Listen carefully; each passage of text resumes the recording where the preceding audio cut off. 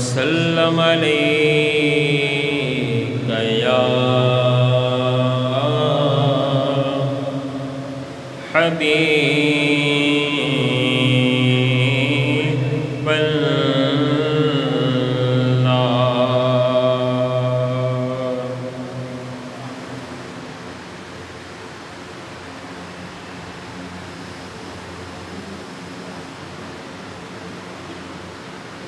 بے خود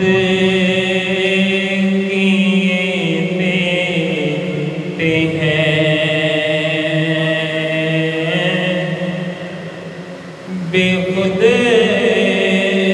کیے دیتے ہیں، انداز ہی جاوانا بے خود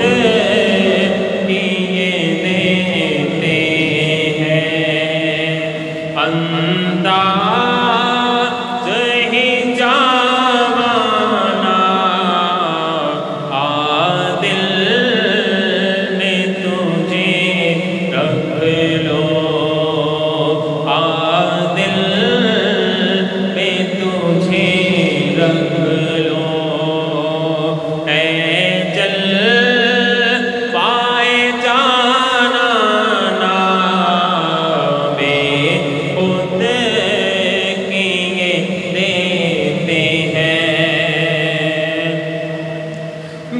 خود کیے دیتے ہیں، انداز ہی جاوانا بے خود کیے دیتے ہیں، انداز ہی جاوانا عادل نے تجھے رکھ لو، عادل میں تجھے رکھ لو، اے جل پائے جانا بے خود کیے دیتے ہیں، بس اتنا کرم کرنا اے چشم کریمانہ، بس اتنا کرم کرنا اے چشم کریمانہ، جب جان لبوں پر ہو، جب جان لبوں پر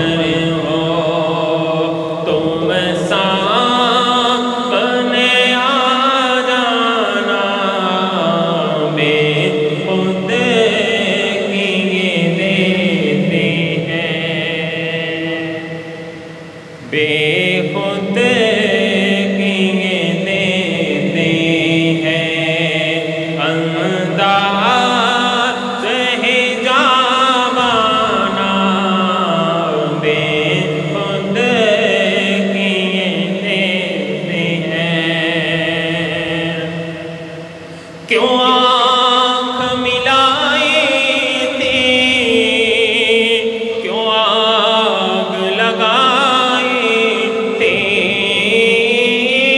کیوں آنکھ ملائی تھی، کیوں آگ لگائی تھی، اب رخ کو چھپا بیٹھے، اب رخ کو چھپا بیٹھے، کر کے مجھے دیوانہ، اب رخ کو چھپا بیٹھے، کر کے مجھے دیوانہ بے خود کیے دیتے ہیں،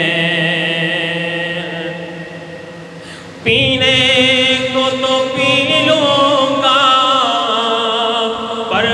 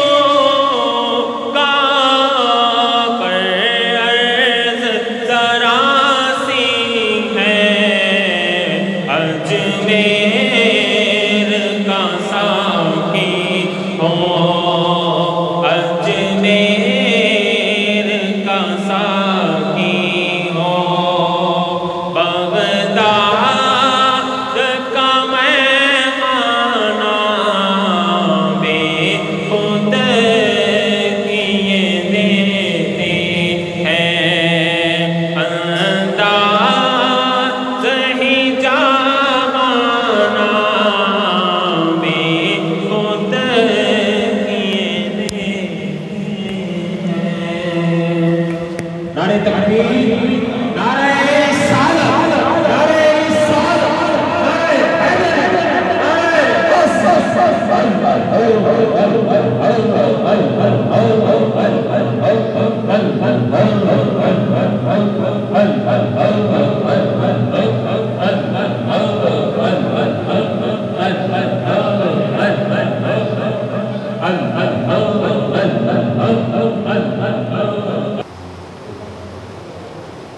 بہت آواز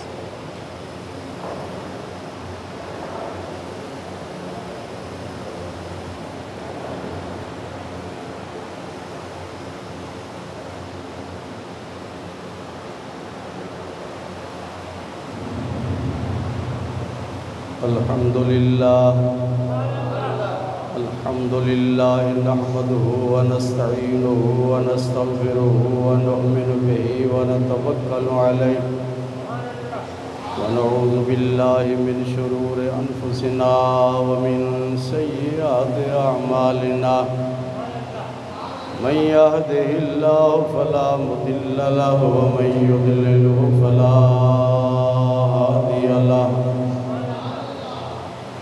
ونشهد أن لا إله إلا الله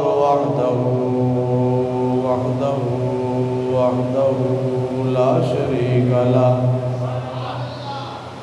لا ند له ولا ضد له ولا مثل له ولا مثال له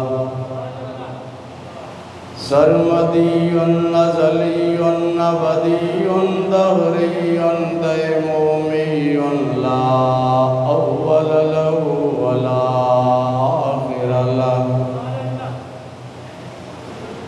ونشهد أن سيدنا وسندنا وحبيبنا وطبيبنا ومأوانا وملجانا در الله المخزون سر الله المكنون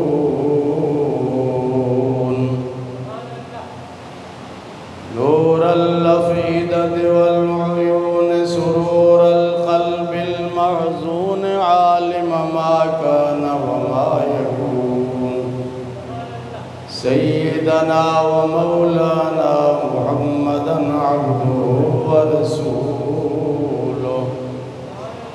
أما بعد فأعوذ بالله من الشيطان الرجيم بسم الله الرحمن الرحيم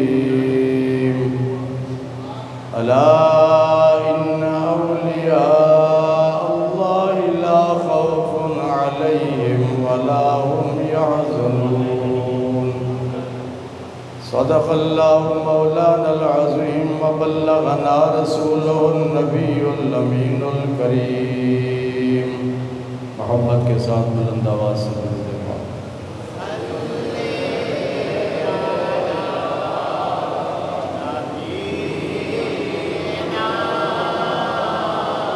صلی علی نبینا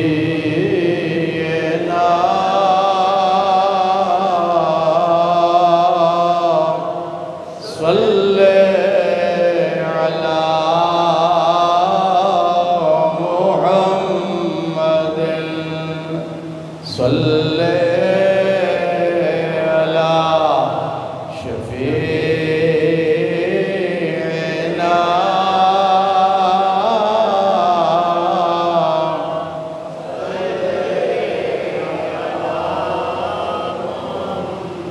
بلغ العلا بكماله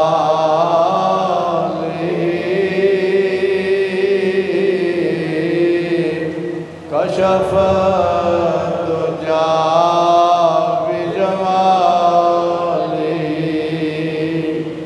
حصلت جميع خصاله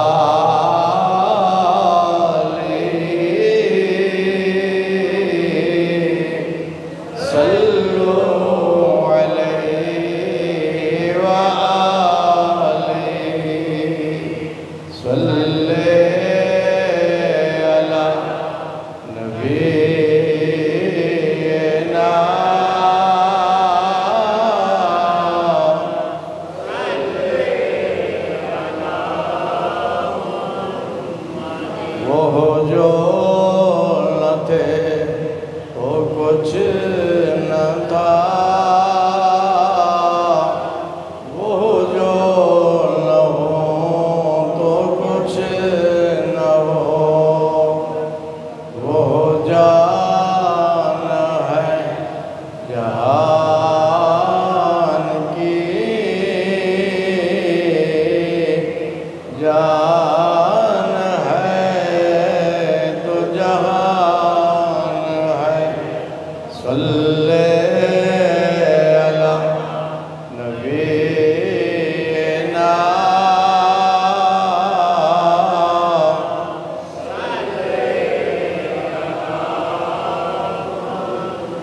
وہ کمال حسن حضور ہے کہ گمان نقص جہاں نہیں، یہی بھول غار سے دور ہے، یہی شمع ہے کہ دعا نہیں۔ صلی علی نبینا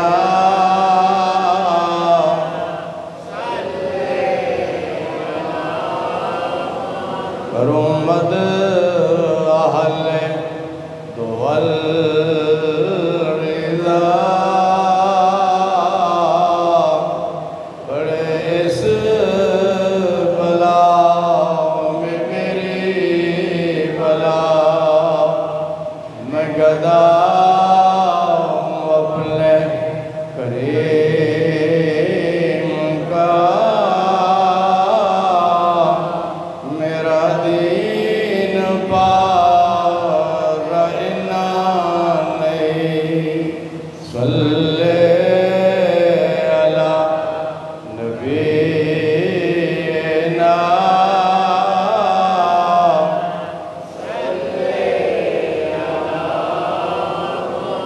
صلی علی شفیعنا۔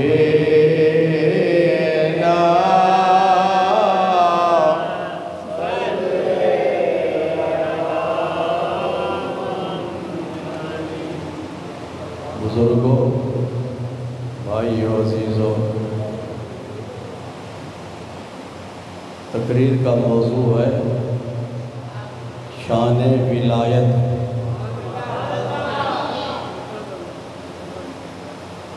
اللہ تعالیٰ نے اولیاء کرام کی شان کو بیان فرماتے ہوئے قرآن مجید میں ارشاد فرمایا، الا ان اولیاء اللہ لا خوف علیہم ولا هم یحزنون۔ اللہ کے ولیوں پر نہ تو کسی قسم کا ڈر ہوگا اور نہ ہی وہ غمگین ہوں گے۔ اس آیت میں اللہ تبارک و تعالی نے ولیوں کی شان بیان کرتے ہوئے ارشاد فرمایا، لا خوف علیہم ولا هم یحزنون۔ جتنے بھی ولی ہیں وہ خود بھی جنتی ہیں، اور جنہوں نے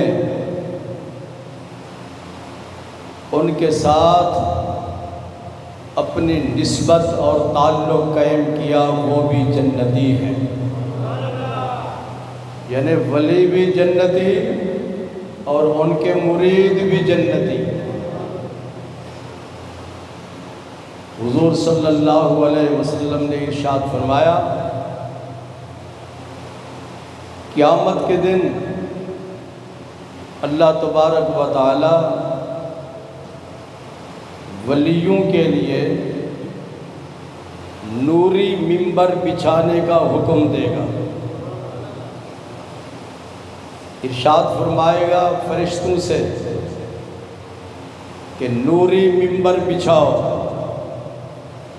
جب ممبر بچھا دیے جائیں گے تو کسی ممبر پر حضرت داتا گنج بخش رحمۃ اللہ علیہ تشریف فرما ہوئی، کسی ممبر پر حضرت غوث پاک، کسی ممبر پر حضرت شیخ شہاب الدین سہروردی، کسی ممبر پر حضرت خواجہ بہاؤالدین نقشبند، کسی ممبر پر حضرت جنید بغدادی۔ غرض ہے کہ قیامت تک جتنے بھی ولی آنے والے ہیں اور سب کے لیے اللہ تبارک و تعالیٰ قیامت کے دن نوری ممبر بچھانے کا حکم دے گا اور ہر ولی نوری ممبر پر جلوہ افروز ہوگا۔ ارشاد فرمایا کہ قیامت کے دن اللہ تبارک و تعالیٰ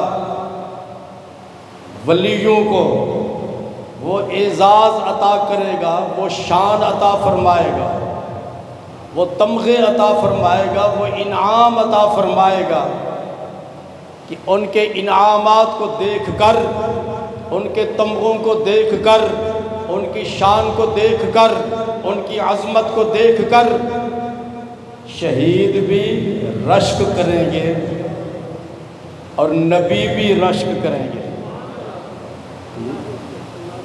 نبی بھی ان کی شان کو دیکھ کر رشک کریں گے۔ صحابہ نے عرض کیا یا رسول اللہ صلی اللہ علیہ وسلم وہ کون ہے؟ آپ نے ارشاد فرمایا وہ اللہ کے ولی ہیں، وہ اللہ کے ولی ہیں۔ ان کی نشانی کیا ہے؟ صحابہ نے عرض کیا ان کی نشانی کیا ہے؟ آپ نے ارشاد فرمایا اگر کسی انسان سے محبت کرتے ہیں تو صرف اس لیے کہ اللہ راضی ہو جائے، اور اگر کسی سے نفرت کرتے ہیں تو صرف اور صرف اس لیے کہ اللہ راضی ہو جائے۔ ان کی محبت اور ان کی نفرت کی بنیاد اللہ تعالیٰ کی رضا اور اس کی خوشنودی ہوا کرتی ہے۔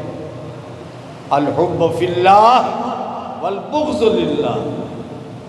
دوسرا آپ نے ارشاد فرمایا کہ ولی کی نشانی یہ ہے ہم اذا رؤوا ذکر اللہ، جب تیری نگاہ ان کے چہرے پر پڑے تو رب یاد آ جائے۔ سمجھ رہے آپ یہ ولی بنتے کیسے ہیں؟ ان کو ولایت کیسے ملتی ہے؟ نبوت تو اللہ تعالیٰ کی عطا ہے، رسالت بھی اللہ تعالیٰ کی عطا ہے۔ مجاہدے کر کے، عبادات کر کے، نوافل ادا کر کے آدمی ولی تو بن سکتا ہے لیکن نبی رسول نہیں بن سکتا۔ نبوت اور رسالت اللہ تعالیٰ کی طرف سے ہوتی ہے۔ اللہ یجعل رسالتہ، اللہ تبارک و تعالیٰ جہاں چاہتا ہے، جس کے لیے چاہتا ہے اس کو نبوت بھی دیتا ہے، رسالت بھی دیتا ہے۔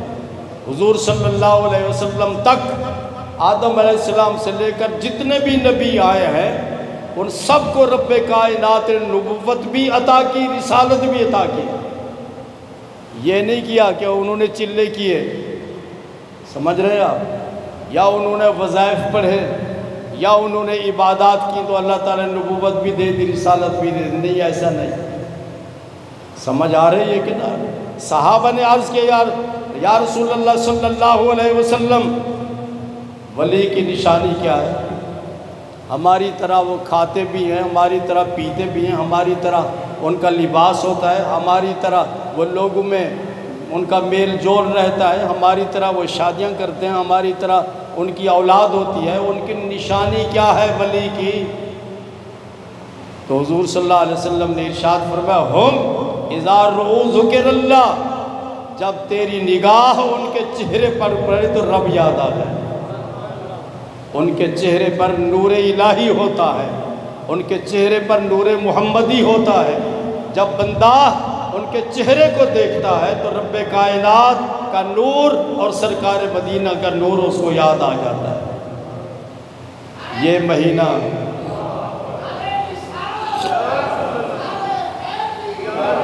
جیسا کہ میں نے پہلے بتایا، جلدی آیا کریں جمعہ پڑھنے کے لیے، آدھا گھنٹہ پونا گھنٹے کے لیے آپ لوگوں نے آنا ہوتا ہے، تو جلدی آیا کریں تاکہ مضمون اچھی طرح آپ کے ذہن نشین ہو، اول سے لے کے آخر تک آپ کو ساری بات سمجھ آ سکے۔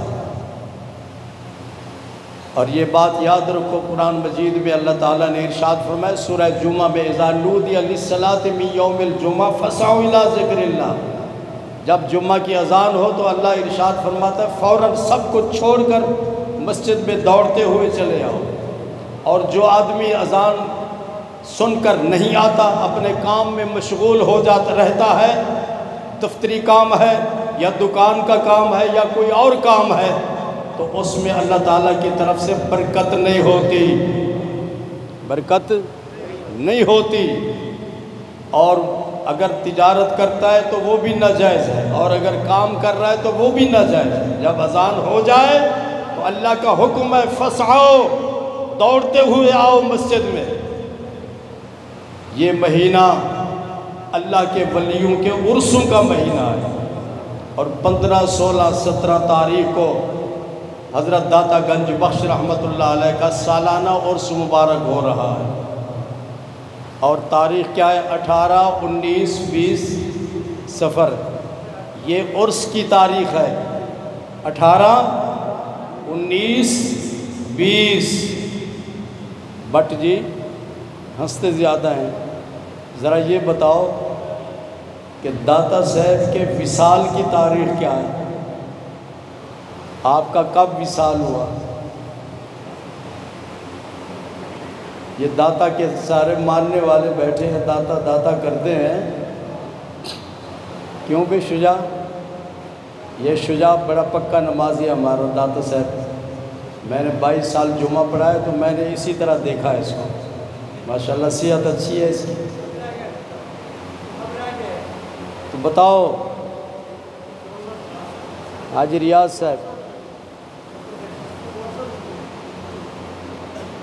ہاں بھی عاطف ہیں، کیا کہہ رہے؟ وصال، آپ کے وصال کی تاریخ کیا ہے؟ اور دیر سے آیا کرو نا، جلدی آیا کرو جمعہ پڑھنے کے لیے۔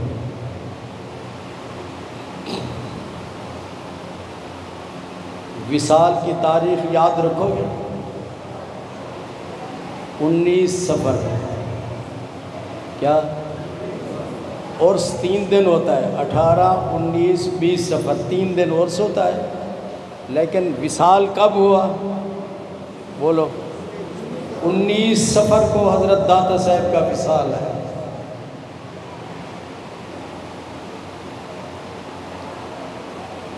ولی کی شان میں بیان کر رہا ہوں۔ ولی کا معنی ہے، ولی لفظ ایک ہے، لفظ عربی زبان کا لفظ ہے، لفظ ایک ہے اور اس کے 17 معنی ہیں۔ کتنے؟ 17 معنی ہیں اس ایک لفظ کے۔ تو معنی، تو ولی کا معنی ایک بتاتا ہوں، باقی بعد میں انشاءاللہ۔ ولی کا ایک معنی ہے مدد کرنے والا۔ کیا؟ مدد، جتنے بھی ولی ہیں وہ سب مدد کرنے والے۔ میں نہیں کہتا، اللہ فرما رہا ہے کہ نہیں، کہتے ہیں صرف اللہ سے مدد مانگو اور کسی سے نہ مانگو۔ پھر اللہ نے کیوں کہا کہ یہ مدد کرنے والے؟ اگر یہ مدد کرنے والے نہیں ہیں تو پھر ان کا نام کیوں رکھا ولی؟ ان کا لقب ولی ہے۔ ولی کا معنی مدد کرنے والا، بولیں مدد۔ ایک ولی کا معنی ہے دوست، اور ایک ولی کا معنی ہے نزدیک، قریب۔ تو یہ بات یاد رکھو، اللہ کے ولی جب تک دنیا میں موجود رہیں لوگوں کی مدد کرتے ہیں، لوگوں کی، اس کا مطلب یہ نہیں کہ صرف مسلمانوں کی مدد کرتے ہیں، تمام حاجت مند، پریشان حال، بیمار انسانوں کی مدد کرتے ہیں۔ زاہد کس کی؟ ان کے نزدیک تفریق نہیں ہوتی کہ میرے پاس مسلمان آیا، ہندو آیا، کافر آیا، مشرک آیا، منافق آیا، جو بھی حاضر ہوتا ہے اس کی مدد کرتے ہیں، جو بھی انسانیت کے ناطے مدد کرتے ہیں۔ دنیا میں موجود ہوں پھر بھی مدد کرتے ہیں، منظور دنیا سے چلے جائیں قبر میں موجود ہیں تو پھر بھی مدد کرتے ہیں۔ بات سمجھ آ رہی؟ کیوں؟ اس لیے کہ اللہ کے ولی اپنی قبروں میں زندہ ہوتے ہیں، اپنی، یہ تو ولی کی بات ہے۔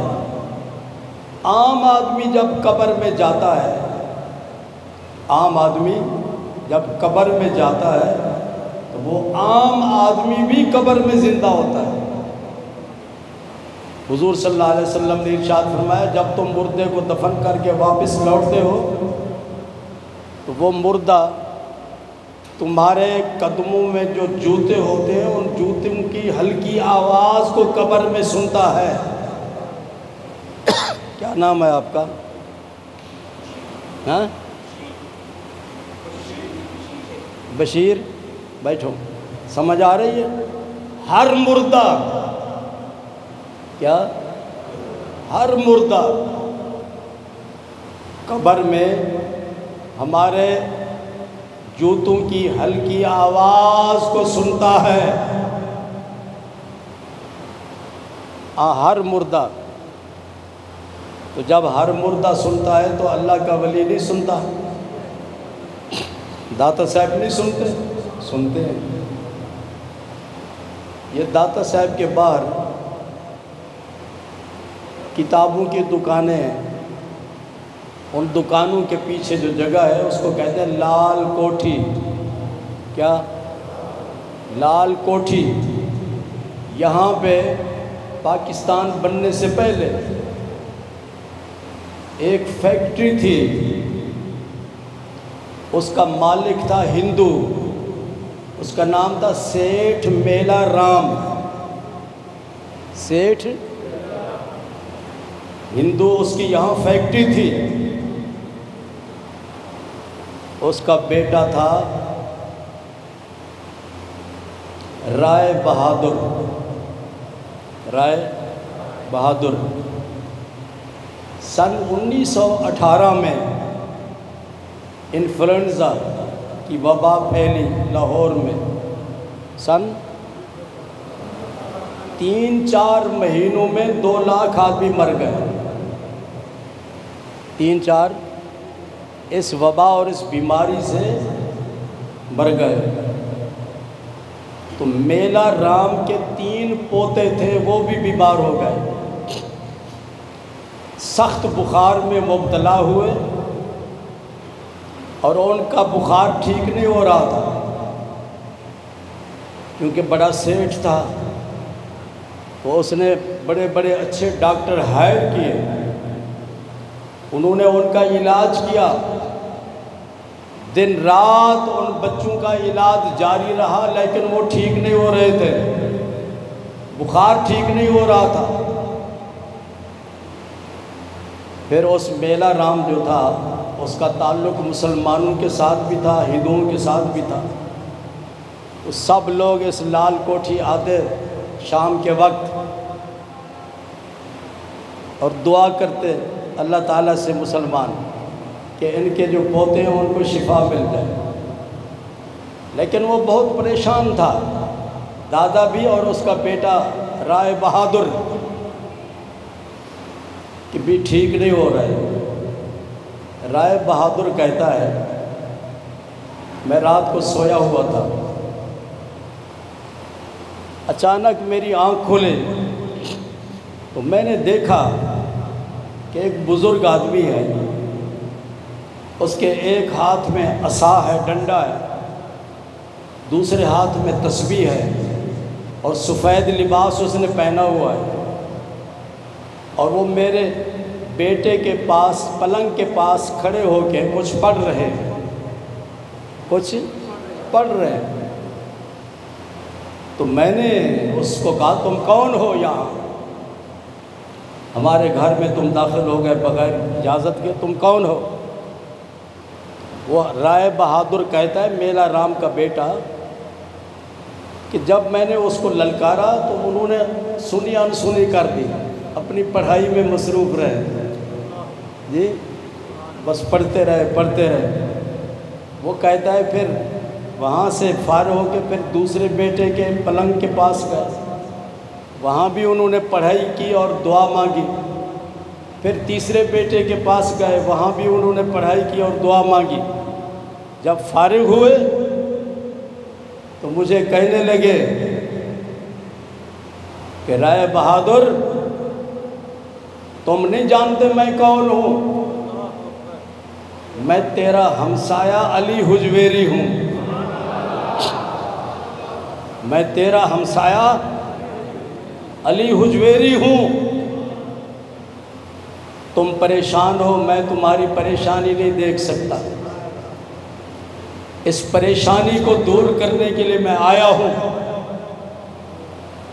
اور میں تمہیں خوشخبری دیتا ہوں کہ تیرے تینوں بیٹے جلدی شفا یاب ہو جائیں، ان کا بخار ختم ہو جائے۔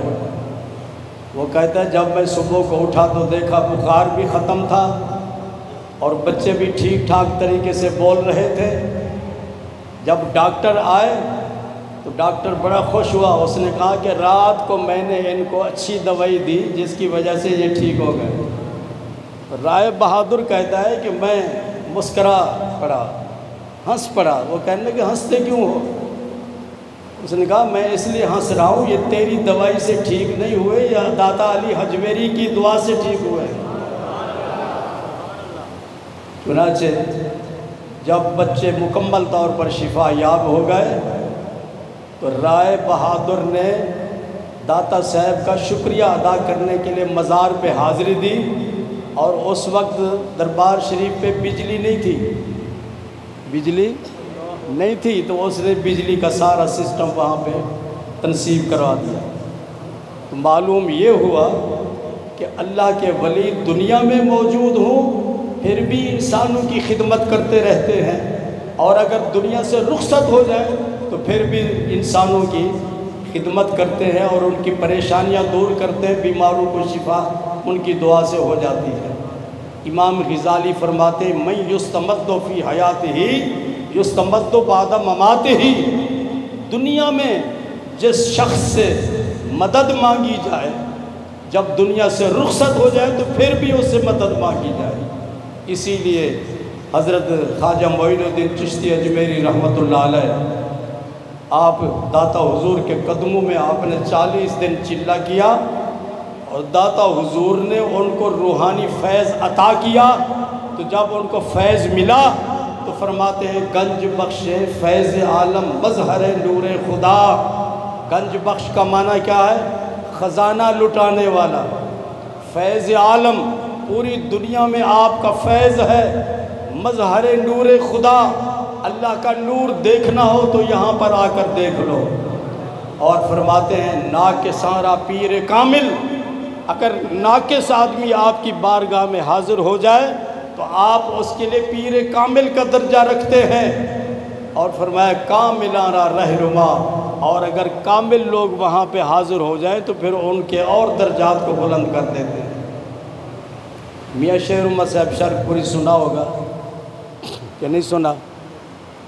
یہاں سے 25 میل دور ہے شرک پور شریف۔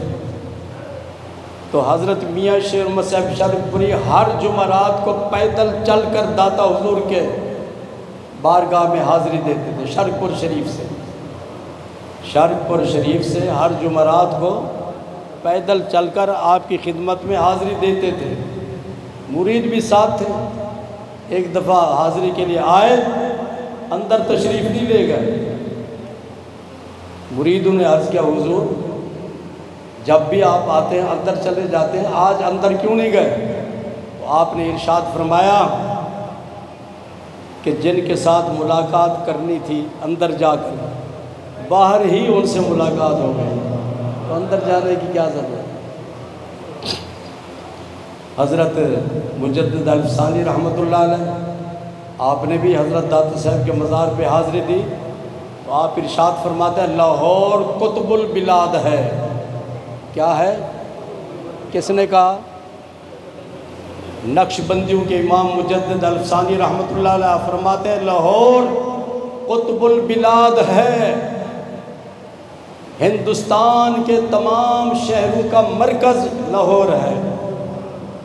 قطب کہتے ہیں اس کیل کو جو چکی کے درمیان میں ہوتا ہے، چکی کے، اس کو عربی میں اس کیل کو کہتے ہیں عاطف قطب۔ کیا کہتے ہیں؟ اس کیل کے ارد گرد چکی چلتی ہے، اگر کیل نہ ہو تو چکی نہیں چل سکتی۔ بر صغیر کے تمام شہروں کا نظام صحیح اس وقت رہ سکتا ہے جب کہ لاہور میں لاہور کا نظام صحیح ہو، اور اگر لاہور کا نظام صحیح نہ ہو تو دوسرے شہروں کا نظام بھی گڑبڑ ہو جاتا ہے۔ تو حضرت اللہ کے ولی بلا تفریق ہر انسان کی مدد کرتے ہیں، ہر ہندو ہو، کافر ہو، منافق ہو، مشرک ہو، مسلمان ہو، اس کی مدد کرتے ہیں۔ اب سیلاب کا سنا ہے آپ نے؟ یہ اللہ کا شکر ادا کریں کہ اللہ تعالیٰ نے ہمیں یہاں اس چیز سے بچایا ہوا ہے، اللہ کا شکر ادا کرتے ہیں کہ نہیں۔ اب جتنی تباہی آپ نے دیکھی ہوگی ٹی وی پہ بھی، سنی بھی ہوگی، اخباروں میں بھی، بستیوں کی بستیاں ملیا میٹ ہو چکی ہیں، اور سوات کالام میں تو بڑے بڑے ہوٹل تھے، وہ سب کے سب دریا برد ہو گئے۔ یہ دریا کا پانی نہیں تھا، یہ بارشوں کا پانی تھا۔ دریا کا پانی بھی ہو گیا اور بارشوں کا بھی ہو گیا، اور بلوچستان میں تو تباہی ہی تباہی ہے، اور جو لوگ امیر لوگ تھے، ہیرو تھے، وہ آپ زیرو ہو گئے، ان کے پاس کچھ بھی نہیں ہے کھانے پینے کے لیے، بیچارے باہر خیموں میں بیٹھے ہوئے ہیں، کسی کو خیمہ ملا کسی کو نہیں ملا، چھوٹے چھوٹے بچے ہیں بھوک کی وجہ سے بلک رہے ہیں، اور 1000 سے زیادہ لوگ فوت ہو چکے ہیں، مر چکے ہیں، بہت سارے ہزاروں کی تعداد میں لوگ زخمی ہیں۔ اللہ تعالیٰ ان زخمیوں کو شفا عطا فرمائے۔ ہماری فوج اور ہمارے حکومت کے ادارے اور اسی طرح پرائیویٹ جو ہیں ہمارے تنظیمیں، یہ سب کے سب یہ لوگ ان کی مدد کر رہے ہیں، لیکن یہ بات یاد رکھو جب تک وہ ساری قوم اٹھ کھڑی نہیں ہوگی ان کی مدد کے لیے، اس وقت تک وہ بحالی، سیلاب زدگان کی بحالی نہیں ہو سکتی۔ حکومت کو چاہیے کہ اپنے تمام وسائل بروئے کار لا کر سیلاب کے سلسلے میں مستقل طور پر اس کی منصوبہ بندی کر دی جائے، ڈیم بنا دیے جائیں مختلف جگہ پہ، اور پانی سٹور کر دیا جائے، اور وہ پانی پھر اس زراعت کے لیے بھی، پینے کے لیے بھی کام آ جائے گا۔ یہاں لاہور میں باغ جناح میں غالباً 14 لاکھ کیوسک کہتے ہیں اس کو، پانی جمع کرنے کا ٹینک بنوایا گیا ہے اس میں، اور اسی طرح یہ جو ہے ہمارا لکشمی چوک، جب بارش ہوتی تھی ڈوب جاتا تھا، وہاں بھی بنایا گیا ہے، تو پانی سٹور کیا جاتا ہے۔ اللہ تعالیٰ ان سیاستدانوں کو ہدایت دے جو کالا باغ ڈیم کی مخالفت کرتے ہیں۔ اگر کالا باغ ڈیم بن جائے تو اس طرح کے سیلاب نہیں آئیں گے، پھر وہاں سے جو بجلی بنے گی وہ بجلی بھی سستی ہوگی، لیکن باہر کے جو لوگ ہیں مخالف پاکستان کے، انہوں نے پاکستان کے کچھ لوگوں کو خرید کیا ہوا ہے اور وہ لوگ ڈیم نہیں بننے دیتے۔ دعا کرو کہ اللہ تعالیٰ ان سیاستدانوں کو ہدایت دے۔ جب تک ڈیم نہیں بنے گی، اب بنگلہ دیش ہمارے ملک سے چھوٹا ہے، بعد میں آزاد ہوا ہے، وہاں سیلاب آتے تھے، انہوں نے سیلاب کی روک تھام کے لیے ہزاروں کی تعداد میں ڈیم بنائے ہیں، اب وہاں سیلاب برائے نام آتے ہیں۔ تو اس لیے ہماری حکومت کو چاہیے مستقل بنیادوں پر اس پہ کام کرے، اللہ اور اس کے رسول کی خوشنودی کے لیے۔ آپ سب حضرات کو سے میں اپیل کرتا ہوں کہ اپنے تمام اور سیلاب زدگان بھائیوں، بہنوں، بچوں کی مدد کے لیے میدان میں آئیں۔ جتنا بھی آپ سے ہو سکتا ہے، 10 روپے ہو سکتے ہیں، 20 روپے ہو سکتے ہیں، 100 روپیہ ہو سکتا ہے، جتنا بھی آپ سے ہو سکتا ہے، اللہ کی رضا کے لیے ان کی مدد کریں۔ زکوٰۃ فنڈ سے بھی دے سکتے ہیں، صدقے کی نیت سے بھی دے سکتے ہیں، خیرات کی نیت سے بھی دے سکتے ہیں۔ آپ ان کی مدد کریں، دل کھول کر مدد کریں، اللہ تبارک و تعالیٰ آپ کے رزق میں برکت فرمائے گا۔ پھر وہ لوگ، آگے سردیاں آ رہی ہیں جی، سب کے پاس ٹینٹ نہیں ہے، بیچارے ویسے بیٹھے ہوئے ہیں، تو بچے بھی ہیں چھوٹے چھوٹے، تو سردیوں میں ان کو کپڑوں کی بھی ضرورت ہے، بستروں کی بھی ضرورت ہے، باہر کا جس چیز کی ضرورت ہے، آپ سب حضرات سے یہ اپیل ہے میری کہ دل کھول کر چندہ دیں۔ دفتر میں وہ بیٹھا ہے ایک آدمی، وہ آپ سے چندہ وصول کرے گا، اور انشاءاللہ انتہائی دیانتداری اور ایمانداری کے ساتھ آپ کا یہ ہدیہ اور آپ کی یہ خدمت، آپ کا یہ صدقہ، آپ کی یہ خیرات، آپ کی زکوٰۃ مستحق لوگوں تک پہنچائی جائے گی۔